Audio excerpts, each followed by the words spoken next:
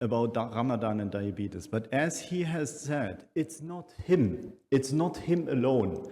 And this is unique, and this is so impressive about DA, that so many colleagues came together and are passionate about this topic, are passionate about improving the quality or securing the quality of diabetes care for people during Ramadan. And in this moment, I also, from my side, would like to say a very, very warm welcome to all the people who are online participating, 2,100 I just have seen.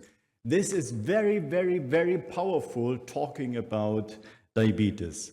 And I'm not the one who has experience in diabetes in Ramadan, but I'm the one who's totally passionate about fasting and diabetes. And the main message from it, if you get everything what I say, for me, physical activity and fasting are the most ethical, most accessible, most available strategies for diabetes prevention, for improving insulin resistance, and for the care of people living with diabetes. And of course, it is especially addressable in LMICs, but it's growing, very fast growing, also becoming of relevance to people everywhere in the world. Here is the clicker. So fasting and diabetes, why Diabetes Society should care about, you know about me, being the president of the International Diabetes Federation is one of the coolest jobs you can have. And why is it like this? 259 member organizations. I have the chance to visit many of these organizations, and I'm learning so much about approaches to diabetes care. Diabetes, we could say, especially type 2 diabetes, is the same everywhere in the world.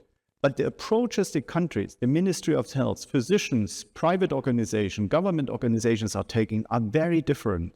And I'm very, very sure that any problem in diabetes care is somewhere solved in the world, but we often don't know. And bringing this together, exchanging these ideas, educating ourselves, this what is done here in the room, this is what is needed. So shukran for your engagement, for your energy, for your passion, for your enthusiasm for people living with diabetes. For me, fasting is the innovation in diabetes care in the moment. It's not GLP-1, it's not dual agonist, not triple agonist. There are 68 new molecules coming in the GLP-1 class in the next 3 to 4 years.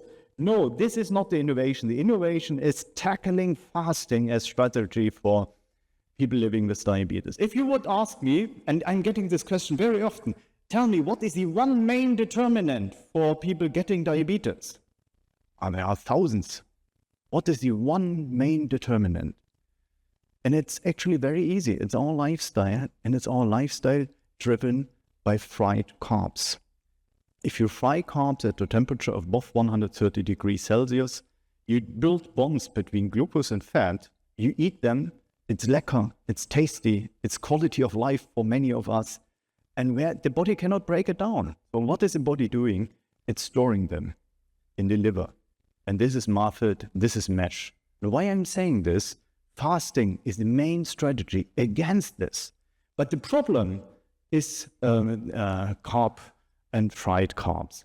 So if we are looking into the pathophysiology, the hepatic fat is becoming the determinant for getting diabetes. The interplay between visceral and hepatic fat is driving morbidity and mortality of our diabetes patients. And if we are looking into Southeast Asia, they are talking about the slim, fat South Asian diabetes phenotype. So the people with a BMI of 24, but they have 200, 300, 400 grams of fat in the liver, and this turns them to get a very progressive and aggressive form of diabetes. 6 months pre-diabetes and a fast development of diabetes. So the liver fat is something, let me say it, it's the devil if you are talking about diabetes. Here diabetes starts, here we start diagnosing diabetes. We come late, we come too late. We should think about acting much, much earlier with the right strategies, and pharmacotherapy is not the right strategy at this moment. This interplay, visceral and hepatic fat, this is what we have to address. And how to get the visceral fat away? It's physical activity, physical activity, physical activity. And the hepatic fat, it's fasting. And it's not the Ramadan style of fasting. It's total fasting. You have to go in a prolonged ketosis to abolish the fat in the liver. And there's a twin cycle hypothesis. The Taylor group has started developing this. And this is, for me, the most convincing argument pro-fasting. Because if we are in the middle of overnutrition, we accumulate fat in the liver. The fat in the liver leads to release of glucose from the liver and release of free fatty acids from the liver. It generates insulin resistance in the liver.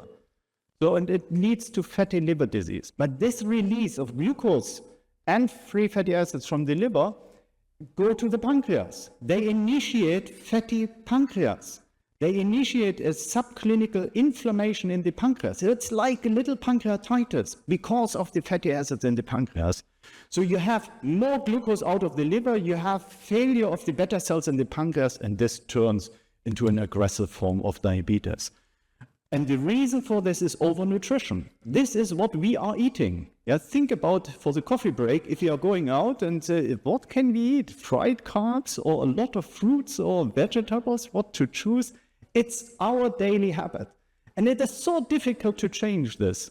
And this is another strong argument pro fasting.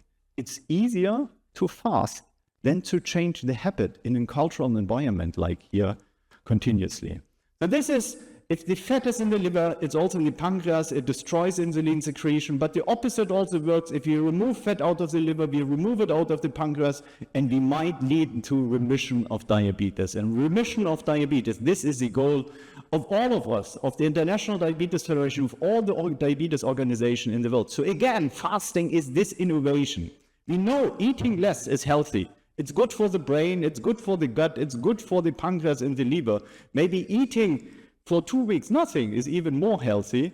And this is my proposal for fasting in the diabetes sector as a strategy for abolishing the fat in the liver. So in my eyes, this is the fastest gain of health we can generate by removing fat in the liver and the pancreas. It's also maybe in the future a strategy against dementia. There are good studies, publications 4 months ago showing that glycogen change around nerve cells are a determinant for Alzheimer's disease and dementia. What is glucagon doing if it's released during fasting, with a prolonged fasting? It's breaking down glycogen. And after 9 days of fasting, it's also breaking down glycogen in the brain. And maybe this is a future strategy addressing Alzheimer's disease. Here's an AGP of a person after fasting, a person with type 2 diabetes. The flat blue line shows you remission of diabetes. MRI spectroscopy, the cloudy stuff in the liver is fat in the liver. And this is after fasting. And this is very convincing and good clinical evidence. But why should our diabetes organizations act? Why does this matter? There are more diabetes patients in the world who are fasting than those who are not fasting. Especially Southeast Asia, Bangladesh, Pakistan, India, China. So fasting is a habit which is very present all over the world. Maybe not Europe and North America, but it is. There are religions. All the monotheistic religions have fasting included in that religion. There must be a reason for this. Even from a totally agnostic point of view, fasting is very, very powerful, even, also if you do it within a religious matter. And there are a lot of strategies of intermittent fasting. So a new style of fasting with short periods of ketosis per day. So this is also an alternative, and many people in the Western world jump onto it, especially also with the hype of the GLP-1s. But these people need support. They need guidance. We should be the one doing the guidance. There are a lot of benefits I just have shown. It improves glycemic control. You lose weight. You immediately improve insulin resistance. You have a reduction of cardiometabolic risk. And we have the chance up to 60% of remission of type 2 diabetes. We never had such a powerful strategy for diabetes remission in the past. No drug is so powerful than fasting. And there's a good evidence. Reducing A1C, improved glucose control, time-restricted eating patterns, so intermittent fasting is good for pleiotropic metabolic effects for everyone, for healthy individuals, hypertensive, diabetes individuals, and diabetes remission again.